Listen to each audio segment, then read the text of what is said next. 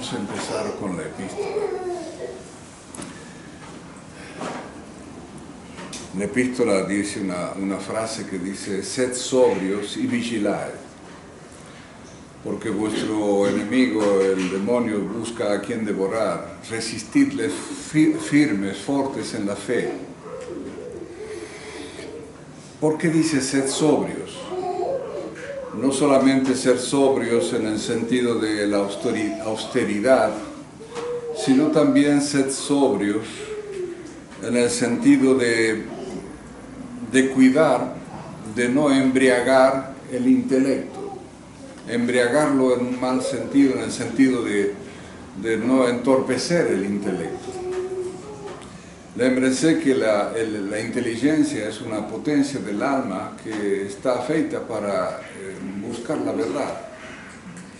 Si nuestra inteligencia se entorpece, ya sea por la bebedera, por ejemplo, ya sea por la contradicción, vamos a terminar mal.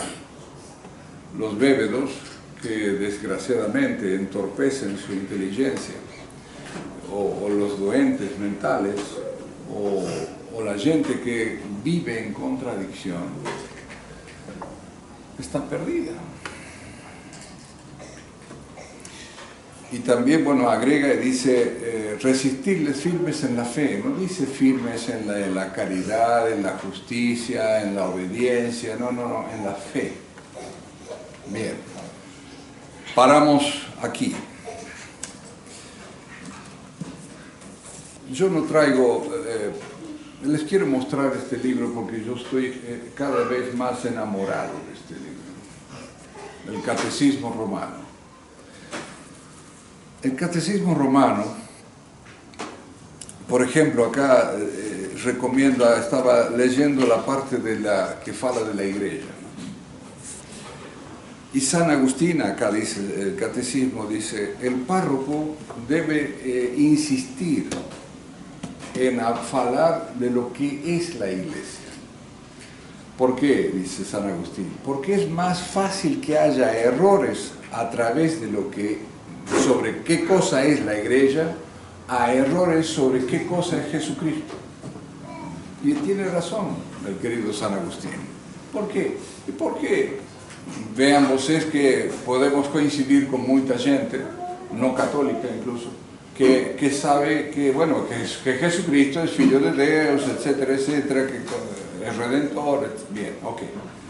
Mas, cuando no se tiene claro lo que es la Iglesia, eso lleva a errores como todas las herejías que hay. Entonces, es más fácil que nos desviemos creyendo cosas erróneas de la Iglesia que creyendo cosas erróneas de Jesucristo. Bien, eso lo trae magníficamente, después los invito a que lo lean, pero bueno, alguien dirá, pero este es un libro muy gordo, ¿por qué no leemos este? Léanlo, léanlo. Miren qué finito que es, léanlo. ¿Qué dice de la Iglesia el querido Catecismo de Astete? Este Catecismo de Astete es un catecismo histórico. Astete fue un sacerdote jesuita del 1500. Y con este catecismo se evangelizó desde Alaska hasta Ushuaia. Amén, en Europa. O sea, con esta, si tú te sabes esto solamente, es imposible que seas hereje.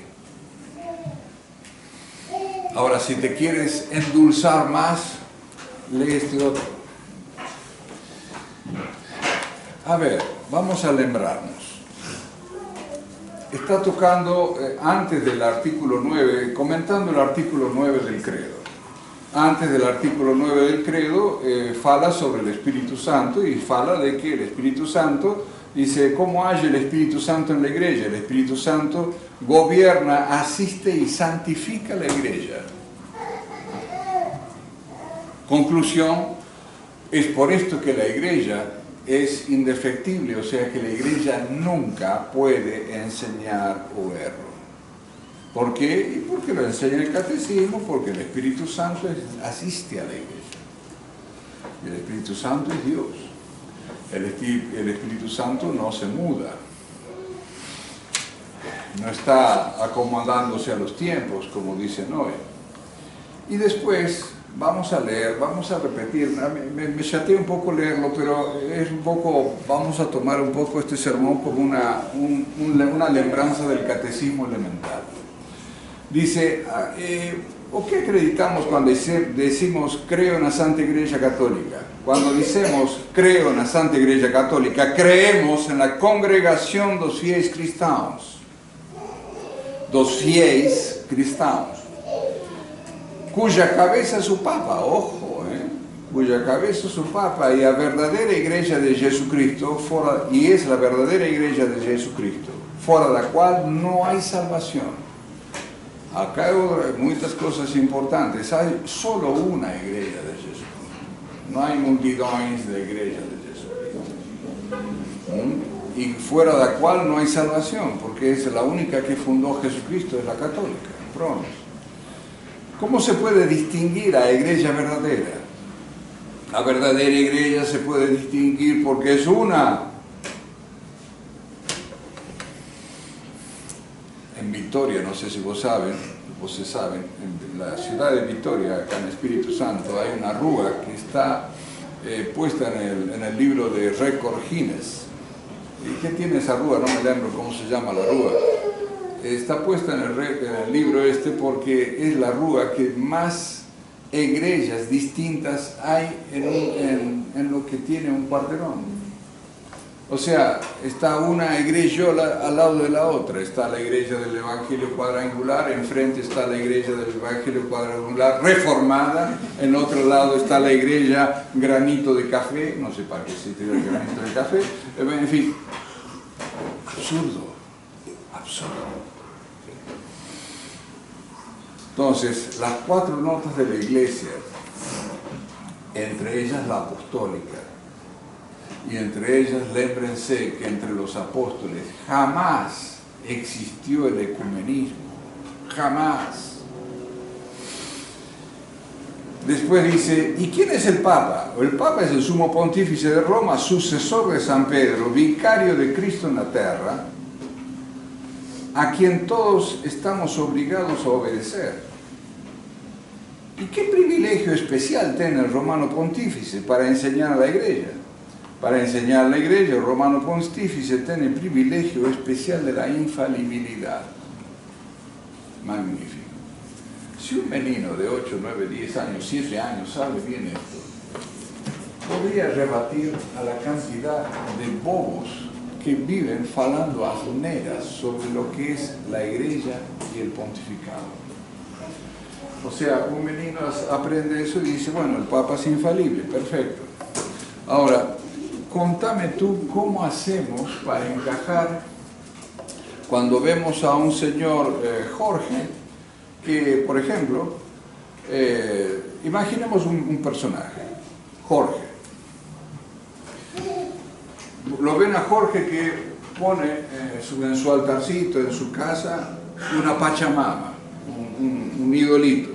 Llámalo Pachamama o llámalo Buda, llámalo como quieras, pronto, un ídolo. Y le prende velas y etcétera, y le rinde culto. Si ese mismo Jorge después lo vemos escuchar hablar mal de la Santísima Virgen, bueno, otra cuestión. Después ese mismo Jorge lo vemos adular, alentar a la gente de la LGTB. Bien, ¿qué pensamos de ese Jorge? Pensamos que, bueno, lo vemos ahí, que prende velas a la Pachamama o al Buda o a quien sea, es un idólatra. Si vemos que critica a la Santísima Virgen, por ejemplo, diciendo que la Virgen es una muchachita como cualquiera, decimos, bueno, de la madre de todo un Dios, no faz caso. Ok. Y después está a fomentar todo lo LGTB, decimos, bueno, este es un inmoral. Alguien dirá, pero no te compete a ti juzgar. No, es que ya está juzgado. La iglesia lo juzga, los mandamientos, en razón de los mandamientos yo puedo juzgar a esta persona de que es idólatra, que no es mariana, que no es, que es inmoral. Bien. A ver, ¿qué es lo que a mí me da la fe? El bautismo. En el bautismo yo recibo la fe, ok. Y por la fe yo empiezo a ser miembro de la Iglesia Católica. ¿Estamos de acuerdo? Estamos de acuerdo, ok. Yo por la fe empiezo a ser miembro de la Iglesia Católica. Entonces, para ser miembro de la Iglesia Católica, para permanecer en la Iglesia de Cristo, yo necesito la fe. Ok. Segundo, yo necesito, entre otras cosas, para permanecer en la Iglesia, cumplir, amén de los mandamientos, etc., fundamentalmente, creer en los dogmas de fe. ¿Por qué? Porque si yo no creo en los dogmas de fe, yo no estoy siguiendo la doctrina de la Iglesia. Yo puedo ser un gran pecador, yo puedo ser ladrón, bebedor, lo que sea, ok. Pero si tengo fe, voy a decir pronto, estoy a hacer una vida mala, voy a perder mi alma, me voy a ir al infierno, porque creo en el infierno, y yo quiero irme al cielo. Entonces, si soy consecuente, si soy ordenado, si no soy contradictorio, voy a decir, me voy a confesar y voy a ordenar mi vida. Porque si sigo haciendo asneras, me voy a ir al infierno, que es un dogma de fe, y no me voy a ir al cielo, que es un dogma de fe. Bien. Entonces, ¿a qué voy con todo esto? Ontem estábamos hablando en BH que íbamos a hablar de un principio elemental del razonamiento humano. ¿Cuál? El principio de no contradicción. Yo, para ser mínimamente lógico, necesariamente tengo que usar de un principio que es el principio de no contradicción. ¿Y qué quiere decir el principio de no contradicción?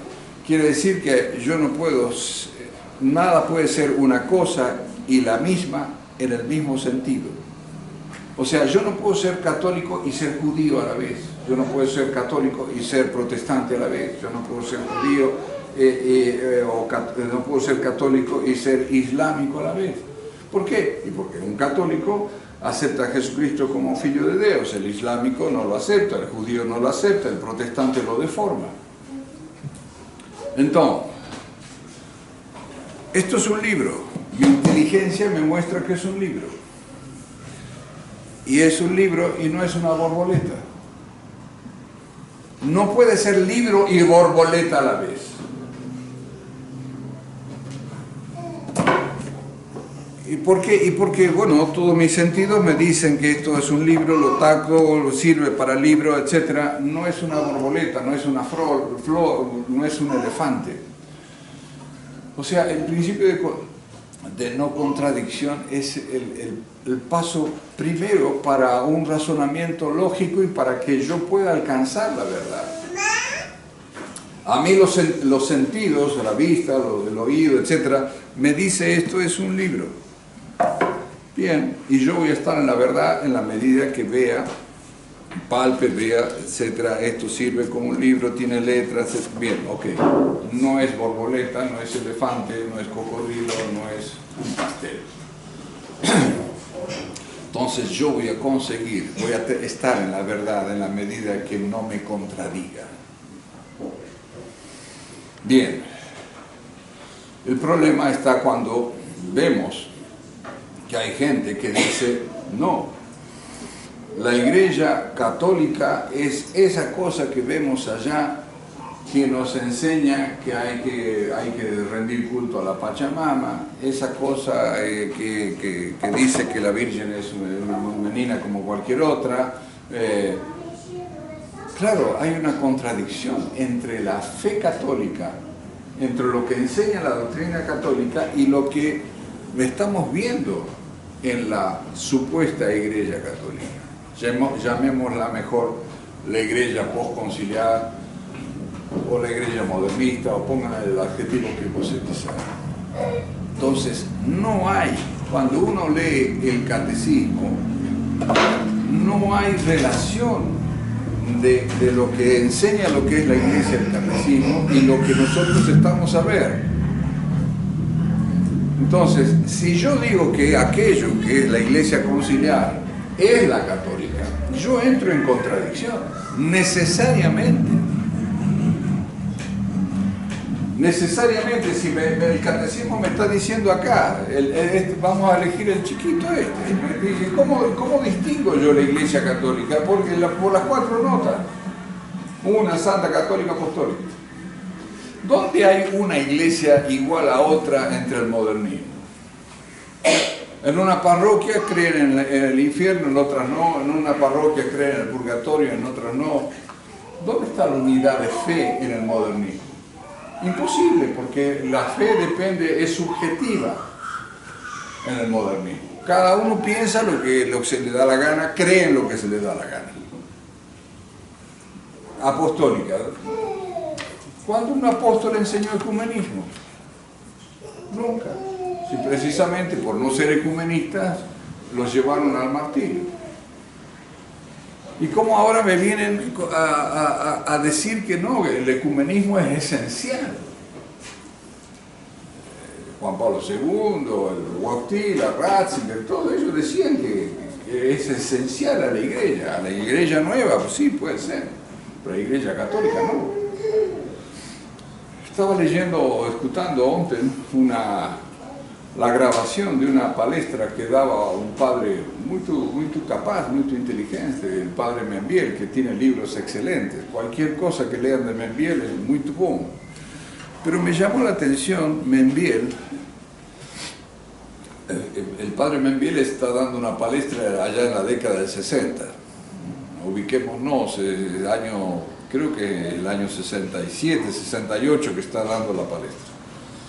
Y él en un momento, cuitado de Membiel, todavía Membiel parece que, en fin, no se daba cuenta de la situación, hay que ubicarse en el tiempo.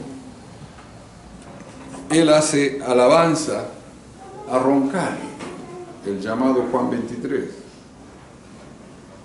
¿Y qué dice Roncalli? Él menciona una cita de Roncalli diciendo: o facto de que la iglesia esté ahora modernizándose, actualizándose, eso no quita de que nos esquizamos de los principios fundamentales de la iglesia y que no tengamos en cuenta los dogmas, etcétera, etcétera. Claro, cuando yo escuché esta cosa, yo pensé, ¿por qué Membiel no se da cuenta? ¿No se da cuenta de qué? Y que Roncalli se está contradiciendo. ¿Por qué? Y porque la iglesia no puede actualizarse. La iglesia es siempre eterna. La iglesia siempre supera los tiempos. Si la iglesia estuviese actualizándose en cada 20, 30, 50 años, estaríamos siguiendo cualquier cosa, no a la iglesia católica. Cualquier cosa. El sílabus, ¿qué es lo que dice el sílabus? Lean el sílabus, el documento magnífico de Pío IX. La iglesia no puede modernizarse. O sea, es incompatible. Entonces, Juan 23 está diciendo, el facto de que la iglesia se modernice, que se actualice y taca, no quiere decir que dejemos necesariamente tiene que ir en contra de los principios. O sea, de la inmutabilidad del dogma católico. Entonces, queridos fieles, a lo que voy, yo estoy viendo con una cierta frecuencia, desgraciadamente, no solamente entre el ámbito, digamos, in genere, sino incluso dentro llamémosles fieles de las misiones católicas. La vez pasada una señora me dice: padre, yo dejo las misiones católicas. ¿Por qué? Porque yo no estoy de acuerdo con el Concilio Vaticano II, pero no soy sedevacantista. Ah, qué bien. Hay una contradicción, porque si tú no eres sedevacantista, estos últimos pseudo pontífices que hemos tenido no han hecho otra cosa que defender y auspiciar y sostener el Concilio Vaticano II. Entonces, tú no sigues el Concilio Vaticano II, pero sigues a esos señores. Es una contradicción. O sea, ¿cómo puede ser? A ver, ¿cómo puede ser una persona miembro de la Iglesia Católica si no tiene fe? Y si no tiene fe, no es miembro de la Iglesia Católica. Y con mayor razón, no puede ser el jefe de la Iglesia Católica. O sea, uno, disculpen, a veces ya es reiterativo esta cosa, pero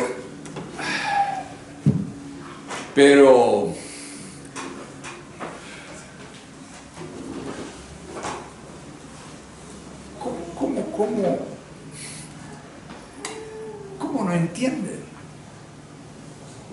Yo no puedo estar negando el infierno, no puedo estar negando la Inmaculada Concepción, no puedo estar negando y ser católico y además ser papa. Es absurdo. El Jorge Bergoglio la vez pasada dijo que no, que el infierno estaba vacío. ¿Cómo que vacío?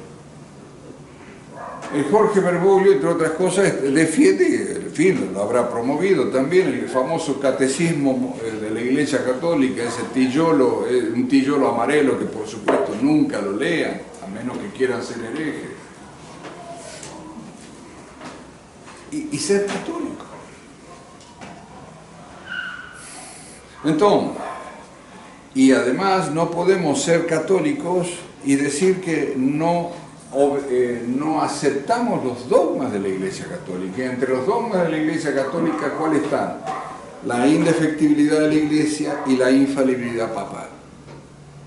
La Iglesia nunca puede enseñar el error y el Papa nunca puede equivocarse en cuestiones de fe y moral. Es un dogma de fe. Y si yo veo a un señor vestido de blanco, ocupando la silla de Pedro, pero diciendo asneras todos los días, yo digo, en fin, el dogma está ahí, yo no lo puedo reinventar el dogma. No, es que la iglesia es visible, entonces tiene que haber un papa. Sí, la iglesia es visible. ¿Qué dice ahí? ¿Qué dice el catecismo? A ver, volvemos. ¿Dónde está? Creemos que es la congregación de los fieles cristãos. Congregación de los fieles cristãos. No fala de tijolos aquí, Ojo. Cada uno de nosotros, en la medida que tenemos la fe católica, somos parte de la iglesia. No tenemos que hacernos la idea de, no, el Vaticano, la cúpula. No. Es cada uno de nosotros que conformamos la iglesia. En la medida que tenemos la fe católica.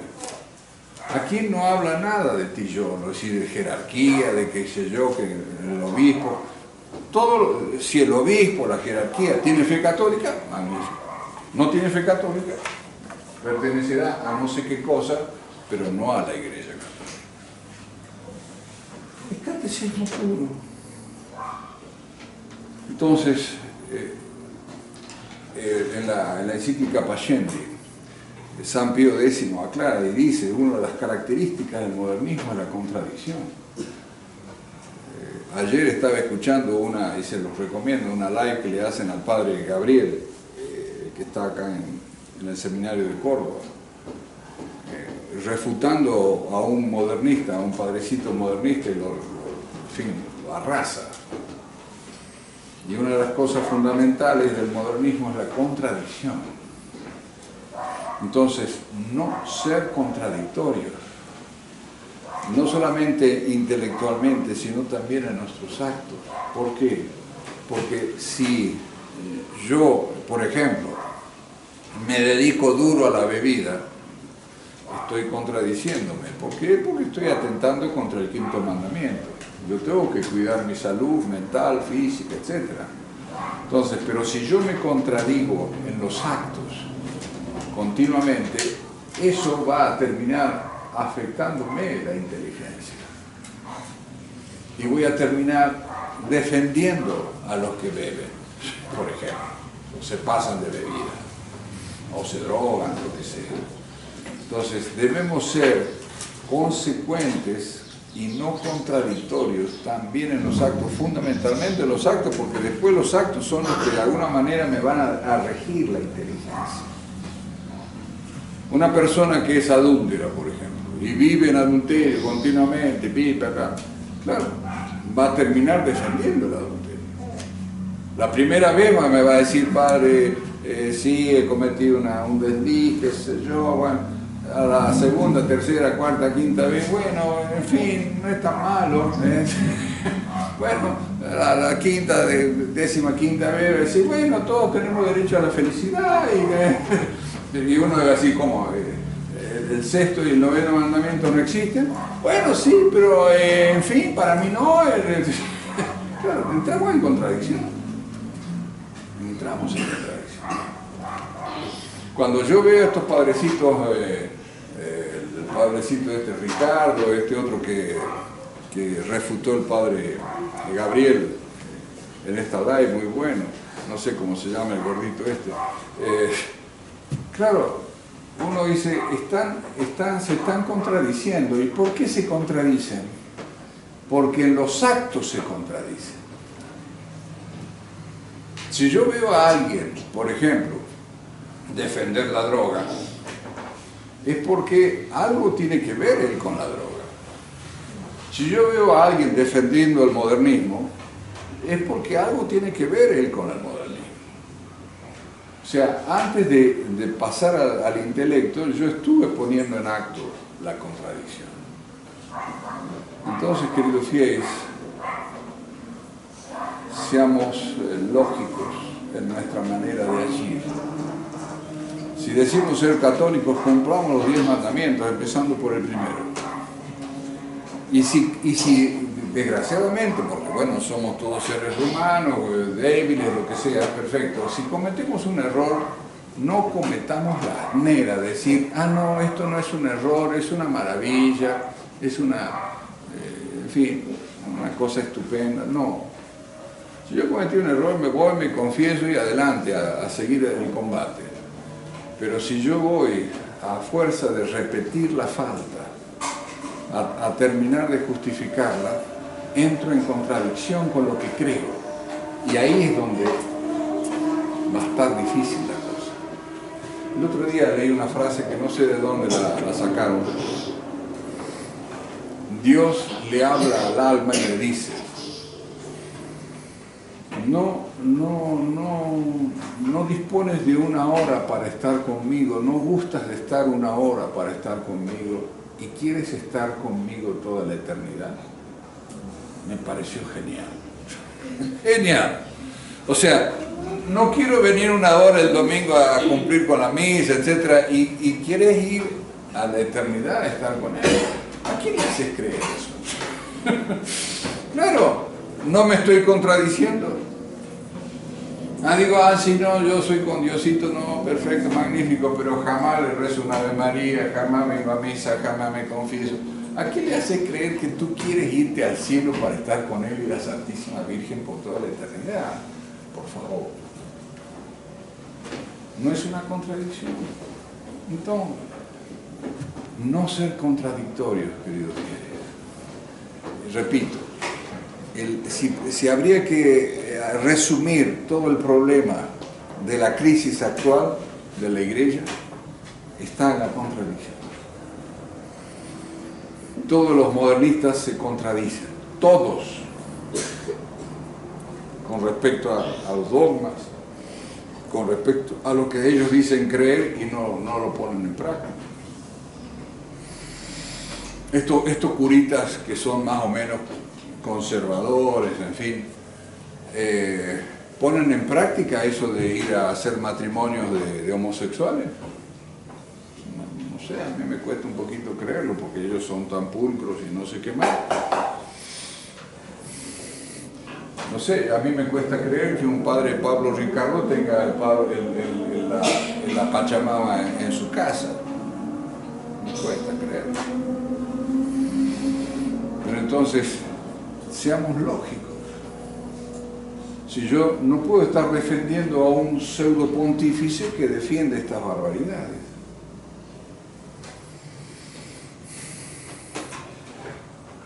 Otros dicen, no, es que si pensamos que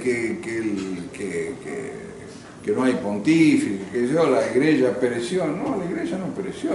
Vean, en la definición de iglesia, no dice que es fundamental el Papa. Dice que el Papa es la cabeza de la iglesia, perfecto, cabeza visible. Cuando el Papa se muere no hay que fundar de nuevo la iglesia. La iglesia ya está fundada. ¿Y por qué? Porque permanece la cabeza invisible que es Jesucristo. ¿Cómo yo continúo la iglesia en el tiempo cuando se muere un pontífice? A veces ha pasado 3 años sin elegir un pontífice. Y la iglesia sigue siendo la cabeza invisible es Jesucristo. Y como Jesucristo es Dios, es santo, el cuerpo místico, que es la iglesia, también tiene que ser santa. No puede no ser santa.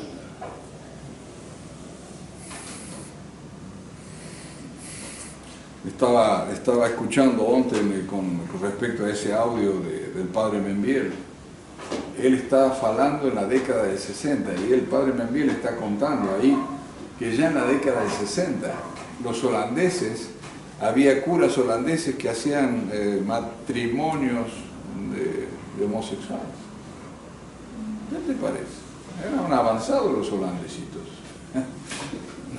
Claro, ¿eso es la Iglesia Católica? No. Entonces, seamos lógicos. Y siempre que discutan con alguien que el Papa es el Papa, el Papa, si el Papa no tiene fe, no puede ser Papa. Que vos no sos quién para juzgarlo. La Iglesia lo juzga. La Iglesia lo juzga. Entonces, el otro argumento, nadie puede deponer al pontífice. No, vos no sos quién para decirle que no es pontífice. Señores, por supuesto que no. Porque lo único que depondría a un pontífice, ¿qué cosa es? La falta de fe. El error contra la fe. Si ustedes agarran un derecho canónico, van a ver que hay manera de deponer un párroco, de manera de deponer un obispo, manera de deponer un abad, pero no hay manera de deponer al pontífice. ¿Y por qué? Porque el pontífice no puede errar en cuestiones de fe y moral. Los otros sí. Y los otros hay todo un mecanismo para sacarlo de la parroquia, de la abadía, de la diócesis. El Papa no. Está blindado. Entonces, si yo veo a un señor que hace barbaridades, dice barbaridades, etcétera, contra la fe, porque ese señor nunca fue pontífice. Ese es el tema. Cuando yo escuchaba la barbaridad que dijo Roncalli en el año 62 de que la iglesia tenía que actualizarse, ayornatarse, etc., él está contradiciendo la doctrina de siempre de la iglesia, el magisterio de siempre. Eso ya daba pie para decir este señor no es pontífice, se acabó. Entonces, queridos fieles, a no ser contradictorios, a veces veo con mucha pena. He tenido un caso de X persona, en una X misión. Esta persona sale del modernismo, espantado, escandalizado por la misa nueva, fundamentalmente. Llega a la tradición, se pone a estudiar el catecismo, todo, bien tradicional, pita. De ahora me doy que se vuelve a la misa nueva. ¿Cómo? ¿Qué pasó? Hay algo detrás de eso. Lémbrense siempre, antes de una persona ser hereje, una persona es inmoral. Todos los herejes, todos, el primero y el último, antes fueron inmorales. El que no era Weber, era lujurioso, iracundo, en fin, lo que fuese. Claro, hay un problema, entonces ese problema se soluciona justificando, no, mejor me quedo con la misa nueva porque permite otras cosas. Es más light la misa nueva. No tenés que confesarte, tenés que con confesión general, no tenés que andar diciendo tus miserias. Claro, volvió a la misa nueva. Claro, ¿y cuál es ese problema? El problema de que yo veo en esas personas es que terminan pecando contra el Espíritu Santo. Pecar contra el Espíritu Santo es pecar, uno de los pecados contra el Espíritu Santo es negar la verdad conocida. Esta persona conoció la misa de siempre, estaba arraigado, digamos, en la misa de siempre. Y ahora vuelve a la misa protestante, a la misa satánica, porque ojo, lémbrense que el ofertorio de la misa nueva está dedicado a Satanás. En fin, por eso es la importancia de ser consecuentes, de no ser contradictorios. Y repito, todos en esta vida nos contradecimos, porque decimos, qué sé yo, respetar el cuarto mandamiento, el quinto, el sexto, y alguna vez faltamos. Pero si faltamos, pedir perdón a Dios y adelante. No justificarnos, no nos justifiquemos. No le encontremos la manera de que, bueno, que de mandamiento pasa a ser casi un deber, el hacer lo opuesto. No. Si faltamos, pronto. Dios nos perdona. Pero obstinarnos en el error, nunca. El Espíritu Santo es Dios y el Espíritu Santo habita en el alma. Y cuando el alma se obstina en el error, estamos perdidos.